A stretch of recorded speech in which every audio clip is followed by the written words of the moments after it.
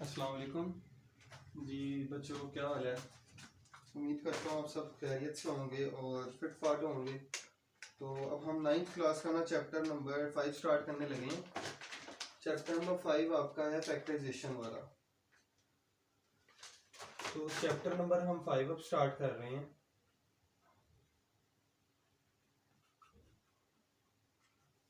Chapter number 5 आपका है factorisation. अब फैक्टराइजेशन अब हमने सीखनी भी है। अभी हम 5.1 से स्टार्ट ले रहे हैं क्योंकि पहली एक्सरसाइज हमारी 5.1 है। तो एक्सरसाइज नंबर 5.1,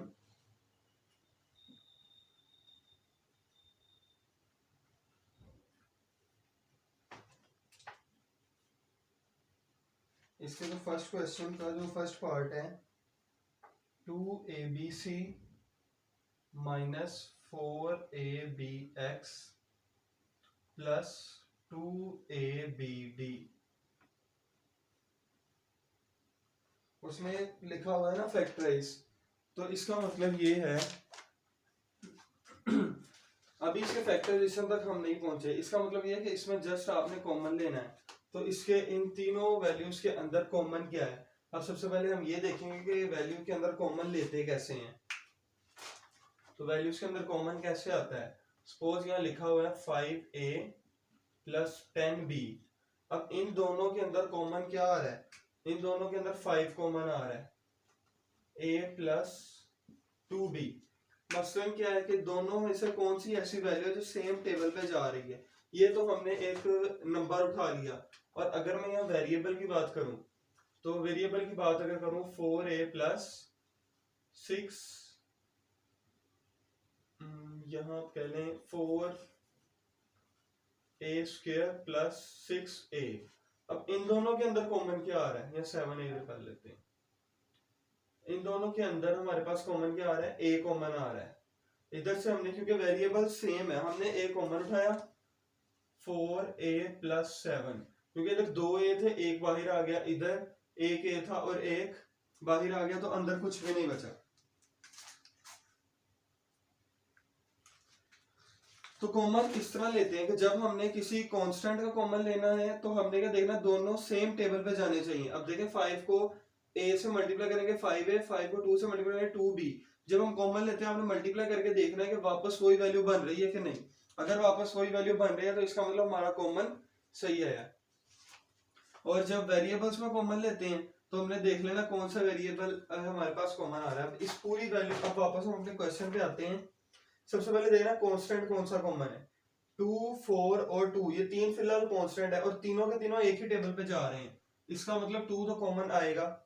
उसके बाद a इधर भी है, इधर भी है और इधर भी है, तो a भी कॉमन आएगा। b, b और b, तो b भी हमारे पास कॉमन आएगा। अब अंदर कौन सी वैल्यू बचेगी, 2 भी बाहर आ गया, a भी बाहर आ गया, b भी बाहर आ गया। अंदर क्या बचा, c माइनस ऐसे का ऐसे ही आ जाएगा। जब 4 था हमने 2 बाहर निकाला तो कितने जार होता है, 2 जार, क्योंकि 2 2 जार वापस 4 बन रहा है। a बाहर आ गया, b बाहर आ गया और x ऐसे का ऐसे लिख दिया। प्लस अब 2 बाहर है, a बाहर है, b बाहर है, अंदर क्या बचा, b। तो हमारे पास इसका आंसर क्या हो गया, 2ab इंटू सी माइनस 2x प्लस d। ये तो था इसका फर्स्ट पार्ट। अब इसका सेकंड पार्ट देखते हैं।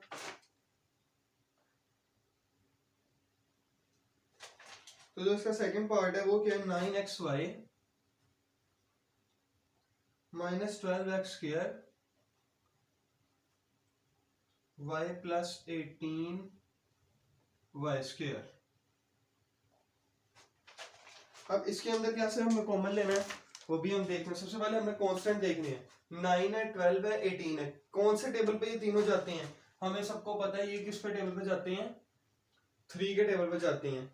और x इधर भी है, इधर भी है, लेकिन इधर नहीं है, इसलिए x कॉमन नहीं आ रहा, क्योंकि तीनों वैल्यूज में जो वेरिएबल होगा वो कॉमन होगा। इधर y है, इधर भी y है, इधर भी y है, इसका मतलब y कॉमन आ सकता है।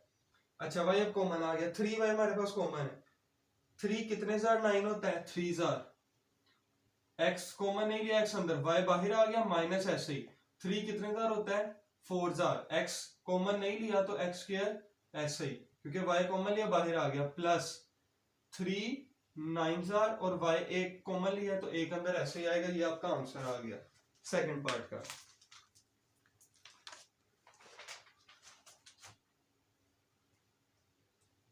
इसका third part -3x² -3x plus 9y का 9xy² 9xy²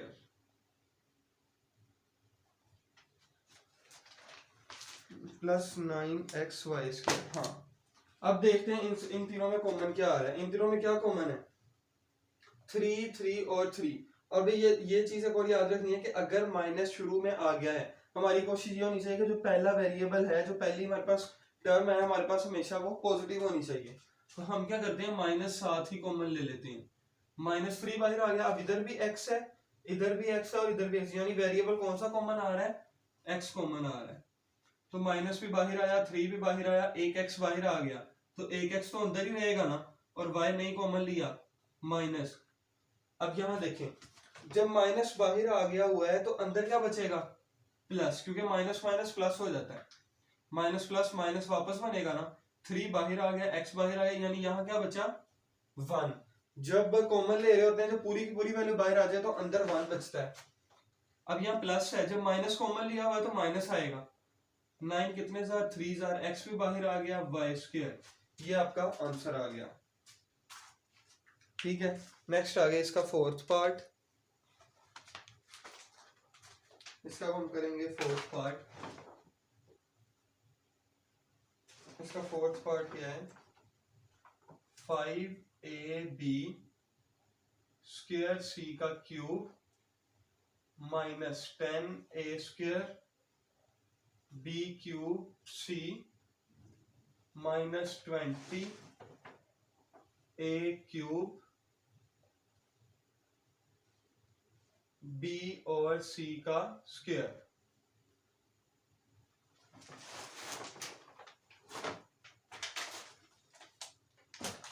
अब इसके अंदर कॉमन क्या है, सबसे पहले वेरिएबल देखेंगे, 5 10 और 20, ये तीनों क्या है, वेरिएबल हैं। तो ये तीनों के तीनों ही ये तीनों क्या है, कांस्टेंट है, यानी एक ही टेबल पे जा रही हैं। तो 5 तो बाहर आ गया। अब a और a, यानी a भी है, b इधर भी है, इधर भी है, इधर भी है, यानी b भी है और c भी है। तो 5 भी बाहर है, a भी बाहर है, b एक बाहर है और एक भी अंदर है, c एक बाहर है, 2c अंदर है, माइनस आ गया। कितने जार होता है, 2 जार। एक a बाहर है, एक अंदर है, b एक बाहर है और 2 अंदर है, c दोनों के दोनों ही, c एक ही है वो बाहर है, माइनस 4 जार होता है। a क्यूब है, एक a बाहर आ गया तो अंदर कितने बचने हैं, 2। b एक ही था वो बाहर आ गया, c एक बाहर आ गया, अंदर एक बचेगा। तो ये आपका क्या हो जाएगा, आंसर हो जाएगा। ठीक है जी।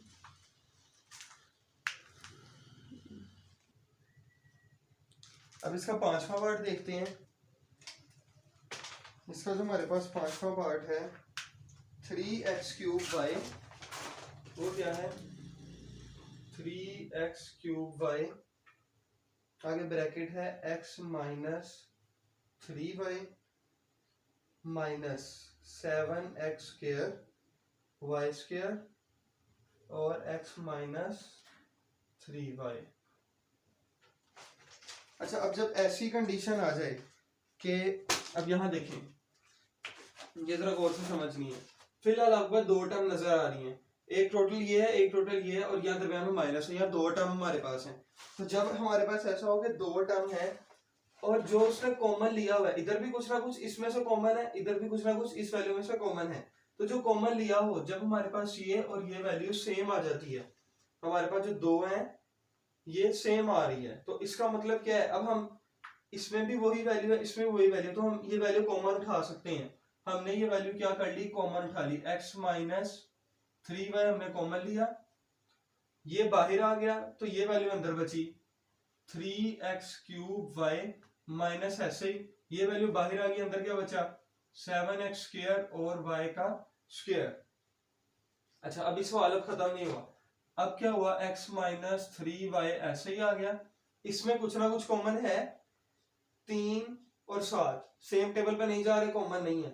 x इधर भी है और x इधर भी है, y इधर भी है, y इधर भी है। अब जरा देखें, यहाँ 3x है, यहाँ 2x है, यहाँ 1y है, यहाँ 2y है। तो हमेशा कॉमन वो वैल्यू आती होती है जब वेरिएबल्स कॉमन लेते हैं जो मिनिमम हो। यहाँ कितने हैं, 3x है, यहाँ कितने हैं, 2 है। मिनिमम 2 है कि 3 है, तो 3 मिनिमम है, इसका सॉरी 2 मिनिमम है। इसका मतलब x स्क्वायर कॉमन आएगा क्योंकि ये कम वैल्यू है, जिसकी तादाद कम हो हमेशा वो कॉमन आता है वेरिएबल के अंदर। y 1 है और इधर 2 है, तो कॉमन क्या आएगा, जो छोटी वैल्यू होगी, यानी y सिर्फ कॉमन आएगा। तो 3 तो अंदर ऐसे ही रह जाएगा, x 2 बाहर आ गए, अंदर 1 बचा, माइनस 7 ऐसे ही आएगा, x दोनों बाहर आ गए, y 1 बचा। तो अब हमारे पास x square y x minus 3y और 3x माइनस 7y, ये आंसर बचा। इसको अरेंज करके हमने लिख लिया। अब हमारा इस फर्स्ट पार्ट का जो लास्ट पार्ट है वो रह गया।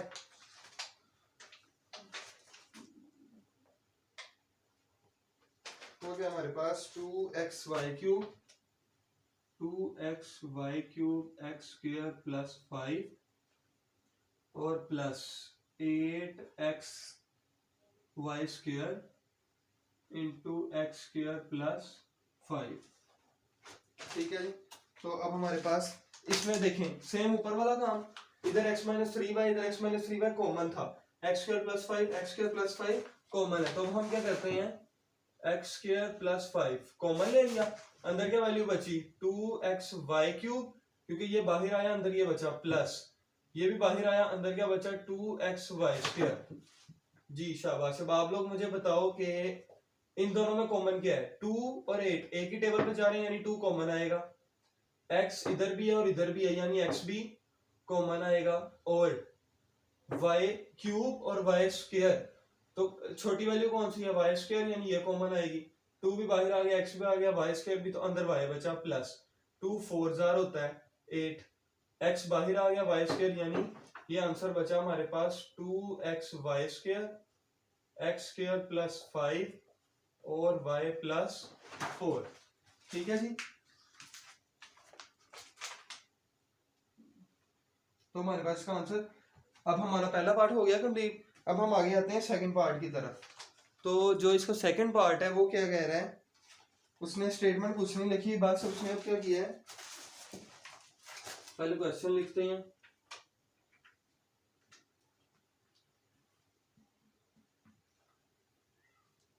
फाइव ए एक्स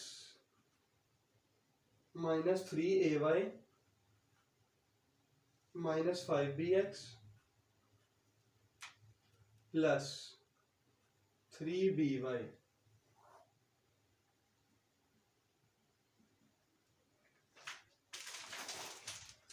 अब देखिए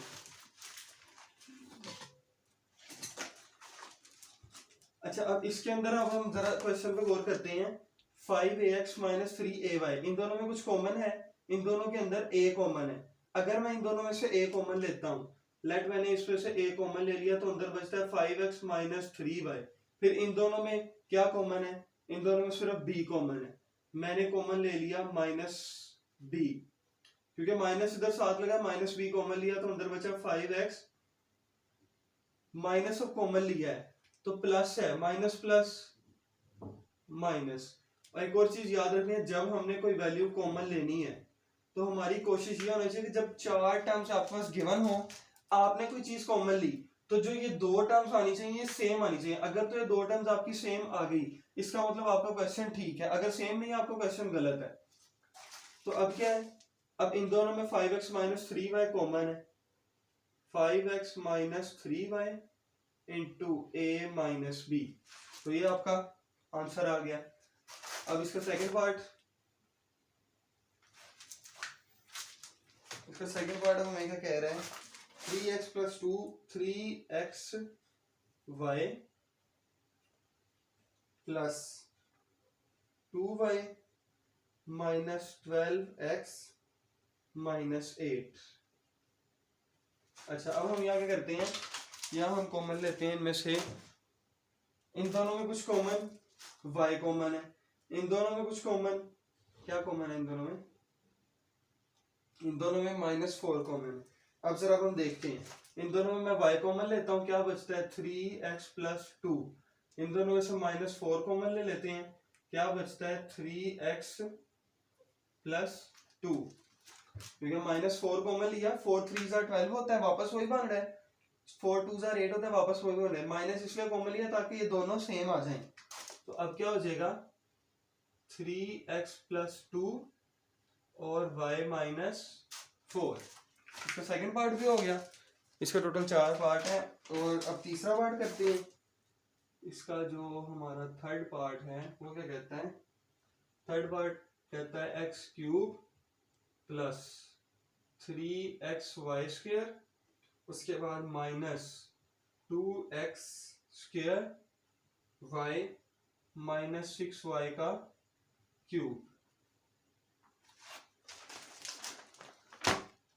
अच्छा अब इन दोनों में से, अब हम इन दोनों में कॉमन क्या है, x कॉमन है, पहली दो वैल्यूज में x ही कॉमन है ना, तो x कॉमन लेते हैं, x² + 3y²।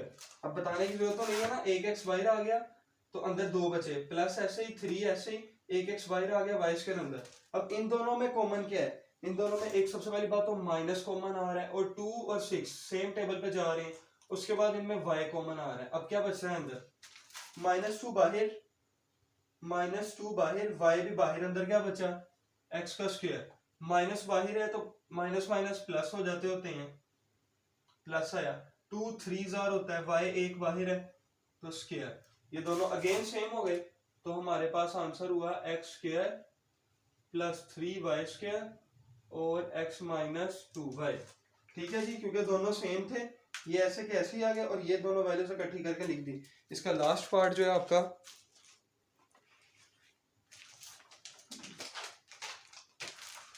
क्वेश्चन नंबर 2 का हमारे पास जो लास्ट पार्ट है वो है फोर्थ पार्ट, वो क्या है जी, x² - y² × z + y² - z² × x।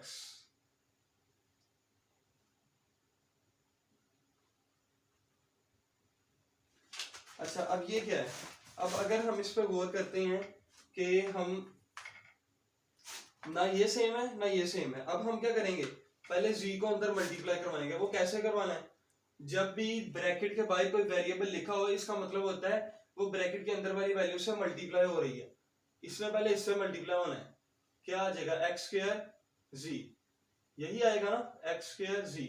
अब माइनस का साइन ऐसे ही आएगा, z ने अब क्या होना है, y से भी y² से मल्टीप्लाई, तो ABC में y पहले आता है कि y² पहले आता है, इसलिए y पहले लिखेंगे। ये बाहर अब x है, प्लस ऐसे का ऐसे ही आएगा, ये वाला x में अब इससे मल्टीप्लाई होना है xy², माइनस ऐसे का ऐसे ही xz²। अब देखें, अब क्या करते हैं हम लोग, अब हम इसे रीअरेंज करते हैं। अब हम क्या करते हैं, रीअरेंजिंग। वो कैसे अब हम कर रहे हैं, फर्स्ट टर्म और थर्ड टर्म को इकट्ठा कर लेते हैं, और सेकेंड टर्म, और मैंने क्या किया, फर्स्ट टर्म और थर्ड टर्म को इकट्ठा लिख लिया, और -y² z सेकेंड और फोर्थ को इकट्ठा लिख लिया। अब इन दोनों में कॉमन क्या है, इन दोनों में सीधी बात है x कॉमन है, x कॉमन लेते हैं, तो xz + y²। इन दोनों में कॉमन क्या है, इन दोनों में z कॉमन है, -z कॉमन ले लेते हैं, y² + xz। ठीक है, अब देखें y² + xz, y² + xz, plus minus में रखने आगे पीछे हो जाए तो फर्क कोई नहीं पड़ता। तो अब xz + y² या y² + xz भी कर लें, और x - z, ये आपका आंसर आ गया। ठीक है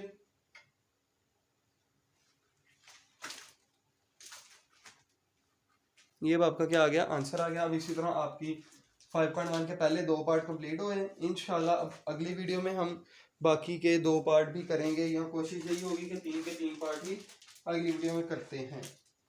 ओके, अल्लाह हाफिज़। इंशाल्लाह मिलते हैं अगली वीडियो में।